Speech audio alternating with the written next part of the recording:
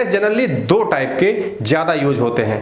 पहला है siliceous polarised fuel S, जहां पर रिएक्टिव कैल्शियम ऑक्साइड की वैल्यू 10% से बिलो ही होता है, और जो कैलकैरिस जो रिएक्टिव कैल्शियम ऑक्साइड की वैल्यू है वो 10% से ज्यादा होती है। सबसे पहले फ्लाई एश का क्या टेस्ट होता है, उसका फाइननेस। अगर थर्मल पावर प्लांट के ESP से एक्सट्रैक्ट जो फ्लाई एश है उसका करीब 320 मीटर स्क्वायर पर केजी तक फाइननेस प्राप्त हो जाता है, तो 320 मिनिमम फ्लाई एश का फाइननेस होना चाहिए, वही उपयुक्त होगा पोज़ोलाना पोर्टलैंड सीमेंट बनाने के लिए। आप 250 का भी यूज कर सकते हो, फर्दर जो क्वालिटी पैरामीटर है उसको मीट कर रहा है, अगर उसका फाइननेस 250 भी है तो यूज कर सकते हो, लेकिन उसको हमको मिल इनलेट पे फीड करना पड़ेगा, तो हमको उसको फर्दर ग्राइंडिंग करना पड़ेगा। तो ये ध्यान देने वाली बात है। अगर मान लीजिए ग्राइंडिंग प्रोसेस हो रहा है बाल मिल के द्वारा, तो बाल मिल के हमको इनलेट पे 250 फाइननेस वाला फ्लाई एश को फीड करना पड़ेगा।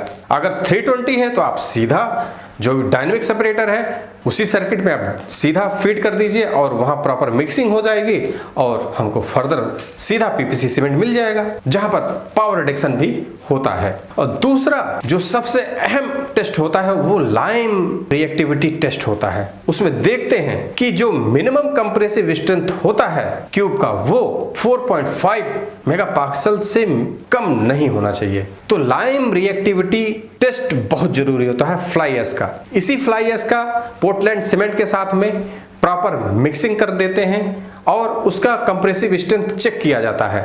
तो कंप्रेसिव स्ट्रेंथ चेक जो पोर्टलैंड सीमेंट का मान होता है इंडियन स्टैंडर्ड के हिसाब से, कि मान लीजिए OPC 33 ग्रेड है, OPC 43 ग्रेड का पैरामीटर है कंप्रेसिव स्ट्रेंथ था, उससे 80% तक मीट करना चाहिए अगर इसका कंप्रेसिव स्ट्रेंथ चेक किया जाता है इस फ्लाई एश से। और फ्लाई एश का 45 माइक्रोन सीप पे भी सीविंग की जाती है, जहां पर जो उसका रेजिड्यू है जो सीप पे कोर्स रह जाएगा वो 34% तक मैक्सिमम होना चाहिए।